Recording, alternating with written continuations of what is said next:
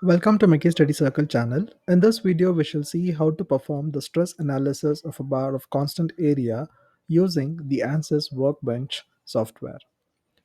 Moving on to the problem statement. We have a simple steel bar of cross-sectional area 500 mm square, length 900 mm, and the Young's modulus of the material of the bar is 2e5 Newton per mm square. We need to determine the following when it is subjected to the following loads P. In first case, it is subjected to a tensile load of P which is equal to 800 newtons. In the second case, it is subjected to a compressive load of magnitude of P which is equal to 700 newtons. So we need to determine the reaction force at the support, the nodal stress, and also the deformation. We can assume the Poisson's ratio to be zero point 0.3. So this is the physical continuum, that is cross-sectional area having a length of 900 mm, and one end is fixed, that is at the left hand side, and at the right hand side it is subjected to a load of magnitude P. So in the first case, we'll assume that the load is 800 newtons, which is tensile load, that is it is acting away from the origin. And in the second case, the P is nothing but a compressive load which is acting towards the origin with a magnitude of 700 newtons. So before we start the modeling and meshing of this particular physical continuum, we shall see what are the solutions that we get using the strength of material approach. So first property is the reaction force that we need to determine. So here we shall assume that the reaction force is opposite to that in the direction of the applied force. So considering the sum of the forces in the x direction, we get the summation of the forces in the x direction to be equal to 0. So the reaction force plus the actual force which is acting will be equal to 0. So since the magnitude of Fx is equal to 800 in first case, we get the reaction force to be equal to minus of 800 newtons.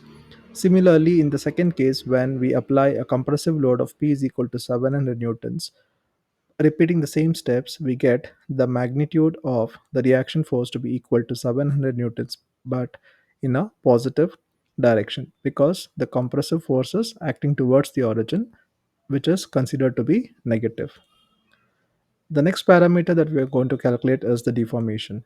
So considering a tensile load of P is equal to 800 newtons, we calculate the deformation of the bar using the standard mathematical model, which is given by delta L is equal to P into L by A into E, where P is the magnitude of the load, L is the length of the bar, and A is the cross-sectional area of the bar, and E is the Young's modulus of the material of the bar. Upon substitution, we get the elongation to be equal to 7.2 into 10 to the power of minus 3 mm. In the second case, with a compressive load of P is equal to 700 Newton, we get the value of delta L to be equal to minus of 6.3 into 10 to the power of minus 3 mm. So here, delta L in the first case is nothing but the elongation, hence it is shown with the positive sign. And here it is, in case of a compressive load, the length of the bar is going to reduce by an amount of 6.3 into 10 to the power of minus 3 mm, and hence it is represented using a negative sign. The next parameter is the stress that is induced within the bar. So due to the application of a tensile load of magnitude 800 Newton, we get the magnitude of the stress which is induced in the bar by the mathematical model sigma is equal to P by A. So upon substitution, we get the value of stress to be equal to 1.6 Newton per mm square. So just remember that this is the maximum stress that we're going to calculate using the mathematical model.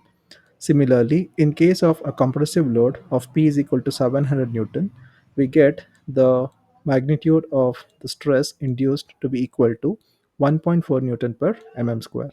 So these are the parameters that we have found out using the strength of material approach.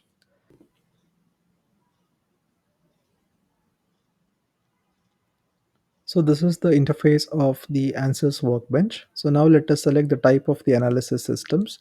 So since it is involving only the physical member subjected to a force, we'll go for static structural. So double click on this and you get this dialog box. Let us just rename the project as analysis of 1D bar.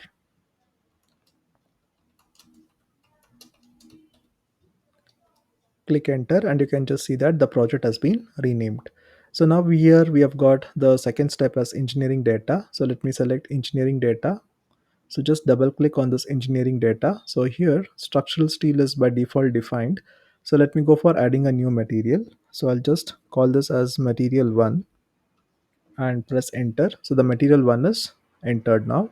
So now we need to assign the properties for this material 1. So what I'll do is I'll just select this material 1 and go for this properties to be defined. So I'll select linear elastic, isotropic elasticity, and double click on this. So here let me feed the values of the Young's modulus, which is 2e5, and the Poisson's ratio, which is zero point 0.3, and press enter.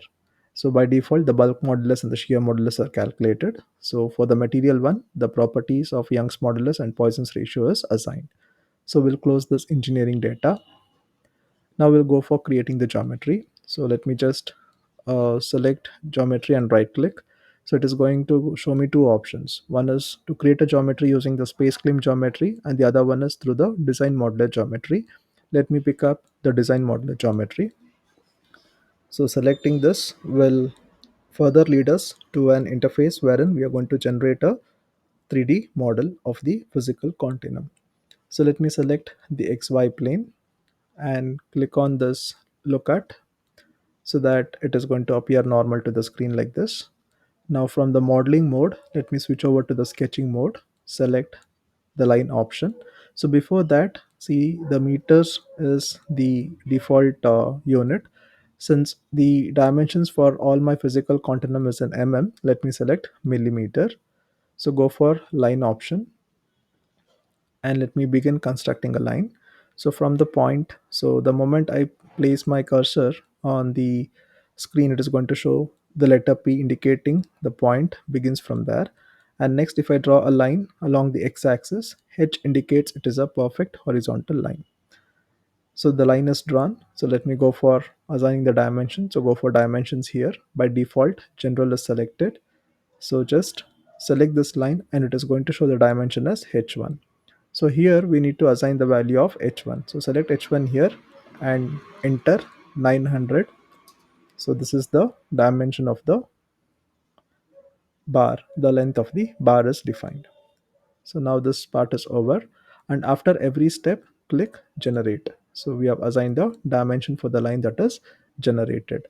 Now let us go for concept and select lines from sketches and select the line and tell apply.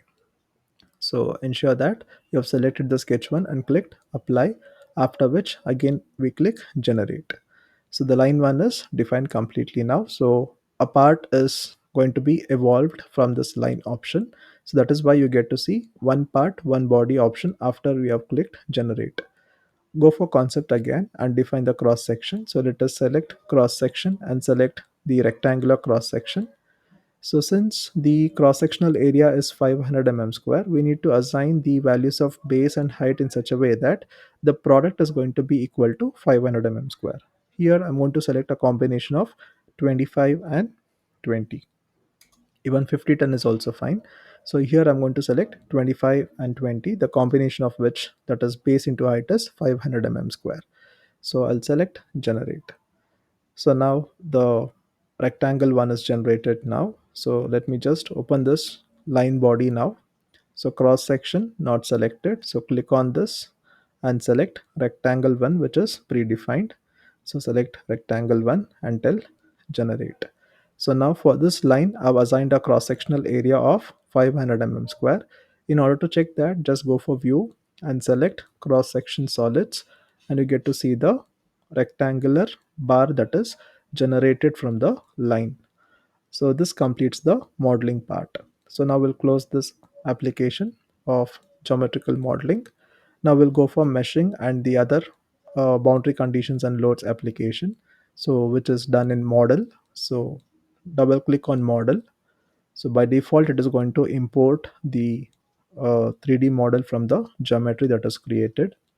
So this is the interface that we get for meshing, application of loads and the other boundary condition, and also for extraction of the required results. So here you can see the progress. So now you can see that the model is imported from the geometry. So now let us go for geometry, select line body, and here the material assigned is structural steel by default. So click on this and select material 1, which we have defined in the engineering data. So now you can just see that the line body is assigned with material 1. So go for cross sections. Yeah, rectangle 1 is defined. So now let us go for mesh. Select mesh and select generate mesh. So right click and select generate mesh. So the meshing has been done. So it is going to use a default meshing. So next we can go for assigning the loads. So before that, let us go for static structural, go for the display option and select the display type or style as body type, and then select cross section here. So you get this cross section. So now we'll go for static structural, and here in the environment we have got the options for assigning the constraints and the loads. So let us assign the fixed constraint. So select fixed and select vertex, and select this point and tell apply. So this end of the bar is now fixed. So now we need to apply the load or the force. So again in the environment there is something called as force. Select this and again ensure you have selected vertex and click this vertex point on the other face of the bar. And there are two modes of application of the force. So instead of vector, go for components, and we are going to apply the force in the x direction. So here in the x component, let me enter the magnitude of the force, 800 Newton, and here tell apply. So the force is applied. So the green tick indicates that the steps have been completed successfully. So we have applied a fixed support at this point and a force at this point. So the constraint is applied and the load is also applied. Now let us go for solution. So select solution and tell solve. So just check the progress. So after solving the mathematical model, you get to see this ready. So now you go for solution and select insert and go for beam tool and select beam tool. So again select beam tool and tell evaluate all results. So all the results have been evaluated. Now let us go for extracting the results for stress. So select stress. So you get to see the maximum stress is 1.6 megapascals. You can see the value here. So this is the distribution of the stress throughout the material. So you can just play the animation like how the stress is going to be generated. So the minimum combined stress, and this is the maximum combined stress. So again go for insert, select beam tool and select deformation and select total deformation. So once you have selected total deformation, select that and tell evaluate all results. So the deformation value you can see. So this is how the deformation value is distributed. So from this end, this is the region where the minimum deformation is going to happen, and this is where the maximum deformation is going to happen. So the maximum deformation is 7200 mm, so which is equal to the mathematical model answer that we've got using the strength of material approach. So these are the answers. So you can just record and note down if there is any variations against the theoretical values and the answers that is obtained by the numerical method, that is the FE technique. So again go for solution and select insert, go for probe and select force reaction. So select fixed support and tell evaluate all results. So you get to see this. So this is the fixed support wherein the reaction force is acting in the direction opposite to that of the applied force, and its magnitude is 800 newtons. So this is the animation for the force reaction. So with this we have extracted the values of the reaction force, the total deformation and the stress by creating a physical continuum, that is a bar of length 900 mm having a cross sectional area of 500 square, and then we have retrieved all these values. With this, we complete the video. Thank you all for watching.